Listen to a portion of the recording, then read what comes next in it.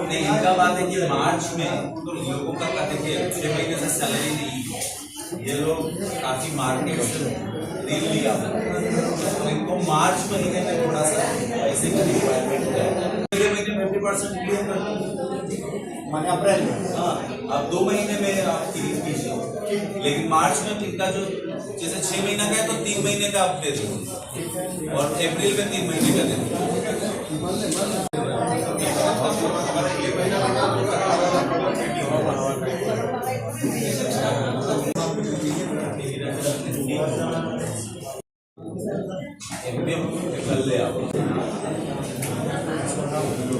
जरूरी काम है आपको, अगर नॉन टी कोई एक्टिविटी करना है, पागर लगाना है, कुछ और प्लांटेशन करना है, तो वो आपको पंचायत हमारे यूनियन के साथ बैठ के आपको, और वो हमारा भी परमिशन लेते हैं उनको, और हमारा एग्रीमेंट में सर ये बात रहेगा कि अगर भाई लोन लेना चाहेंगे ये ले सकेंगे, लेकिन बागान का प्रॉपर्टी मॉर्गेज नहीं कर सकते। बागान का प्रॉपर्टी किसी को लीज पे भी नहीं दे सकते, और अगर बैंक से मान लीजिए उनको बागान चलाने में इन्वेस्टमेंट के लिए पैसा चाहिए, लोन वो ले सकेंगे। बैंक से हो गया, नॉन बैंकिंग फाइनेंशियल प्रोडक्ट कहीं से भी लोन ले सकते हैं, लेकिन बागान का प्रॉपर्टी ये लीज पे मॉर्गेज नहीं दे सकते। और दूसरी बात जो है, मैं आज आप लोगों को बोल रहा हूँ, एस.एम. भाटी जी और शेखावत साहब वाला विक्रमपुर और शिवपुरी हम बना देंगे सिपाही साहब। सही बात, अगर मैनेजमेंट इसमें इन्वॉल्व होता है तो बार्गेनिंग चार्ज से दलाल जरूर होंगे, वो चीज पकड़ना आप लोग का अभी भी चल रहा है। इसलिए आज हम लोग आए हैं यहाँ इसी बात को बताने के लिए आए हैं कि जो बागान अभी चलाएंगे उनसे एक बात होता है कि आप लोग बागान चलाइए, हम सब साथ हैं, लेकिन जमीन बिक्री नहीं होना चाहिए, क्योंकि देखिए एक मिनट वो बात ऑलरेडी बोल दी।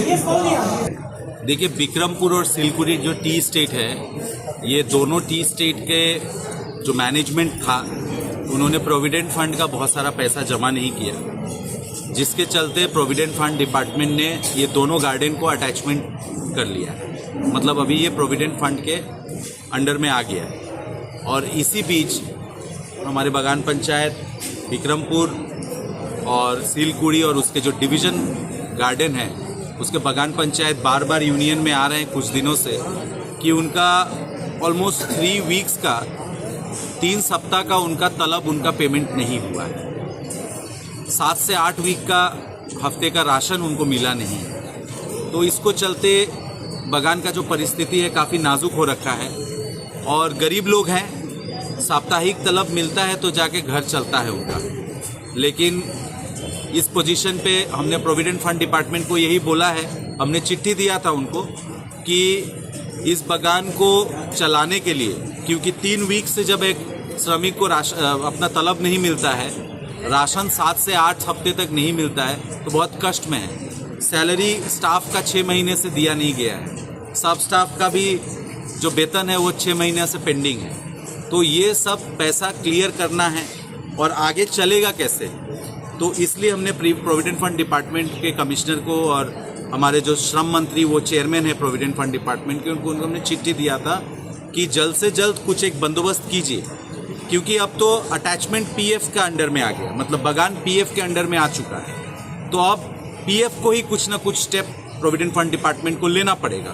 तो उसी के चलते हमने सुना है कि कोई पार्टी इंटरेस्टेड है कि वो लीज में इस बागान को पीएफ से लेके चलाना चाहता है, तो हम लोग उसका स्वागत करते हैं, क्योंकि ऐसे पहले दिलकुश में भी हुआ, भुवन बेली में भी ऐसा हुआ, जब मालिक बहुत हफ्ते का बकाया नहीं दे रहा है, पीएफ नहीं दे रहा है, तो पीएफ लीज में बागान दे के चलाता है। ये एक टेम्परेरी अरेंजमेंट होता है। तो हमारा वही दाबी है कि जिस भी पार्टी को हमारे यूनियन, चाय श्रमिक, जितने भी हमारे सिलकुड़ी विक्रमपुर के पंचायत लोग हैं, सभी यहाँ पे हैं, श्रमिक हैं, सबका एक ही दाबी है, और यूनियन उनकी दाबी को सामने हमने रखा है कि जो भी पार्टी को आप ये देना चाहते हैं, वो जैसे समय से उनका तलब, रेशन, पीएफ और जितना भी जो पौना है इनका, वो दे देना चाहिए। थोड़ा मेडिकल वगैरह का फैसिलिटीज़ का भी बात उठा है, वो भी बंदोबस्त करना चाहिए, और थोड़ा हाउस रिपेयरिंग का काम भी करना पड़ेगा बारिश शुरू होने से पहले। इसके अलावा जो उनका 3 हफ्ते का जो वेजेस पेंडिंग है और रेशन 7 वीक 8 वीक 9 वीक का पेंडिंग है, प्लस इनका जो स्टाफ का सैलरी है और सब स्टाफ का जो वेतन है, ये सब जो बकाया जो अभी एरियर जमा हुआ है, ये पैसा भी जो भी पार्टी आएगा वो उसको जल्द से जल्द इसको भी क्लियर करके दे। ये कंपनी का नाम क्या था, कौन कंपनी था ये? कंपनी तो देखिए वो प्रोविडेंट फंड डिपार्टमेंट को कोई कंपनी अपना लेटर ऑफ इंटेंट दिया होगा चलाने के लिए। तो हमारा यही बात है कि वर्कर्स जो भी कंपनी आए, क्योंकि जो एग्जिस्टिंग कंपनी अभी तो ये प्रॉपर्टी पीएफ के अंडर में चला गया है, तो पीएफ ऐसा हुआ है कि वो लीज में देता है। तो जो भी कंपनी को जो आए लेने के लिए, हमारा ये जो दाबी है वो अगर मानेगा तो हम यूनियन उसको कोऑपरेट करें, हमारी बात यही है।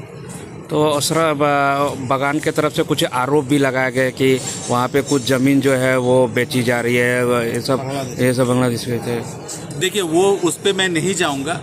ये देखिए हम सबको पता है और आपको भी अच्छे से पता है योगेश जी की सिलकुड़ी एरिया में बहुत सारा इलीगल एनक्रोचमेंट, बहुत सारा वहाँ का जो बगान का जो ज़मीन है, टिल्ला ज़मीन है, उसका माटी काट के बेचा जा रहा है। ये हम सबको पता है। आप जाएंगे अगर सिलकुड़ी में तो आपको दिख जाएगा। इसको जो भी जाएगा वो देख सकता है कि क्या चल रहा है। तो हमारा यही दाबी है, ये भी हमारा एक पॉइंट था कि जो भी कोई आए, सरकारी स्कीम के अलावा सरकार अगर रोड बनाना चाहती है, सरकार स्कूल बनाना चाहती है, कॉलेज हॉस्पिटल बनाना चाहती है, हम उसका स्वागत करते हैं और उसके लिए आप लोग एनओसी दीजिए। लेकिन किसी प्राइवेट पार्टी को, किसी बाहर के किसी को एनओसी मत दीजिए जो बगान का संपत्ति को नष्ट कर रहा है। ये काम बंद कर दीजिए। ये हमने ऑलरेडी प्रोविडेंट फंड डिपार्टमेंट को भी हमने ये बहुत कड़े शब्दों में उनको बताया है, क्योंकि अब इसका अटैचमेंट में चला गया तो इसका गार्जियन अभी प्रोविडेंट फंड है। तो ये बात भी हमने उनको क्लियर कर दिया कि जो भी आएगा बगान अच्छे से चलाइए, हमारा श्रमिक पूरा सहयोग करेगा, हमारी जो दाबी है उसको मानिए और चलाइए। और दूसरी बात है कि कोई भी ज़मीन बगान का जैसे नष्ट ना हो, कोई इलीगल एनक्रोचमेंट ना हो, उसके लिए जो व्यवस्था करना है, प्रशासन है, पुलिस प्रशासन है, सबके साथ आप कांटेक्ट कीजिए और हमारा जो श्रमिक है वो भी आपको पूरा सहयोग दें।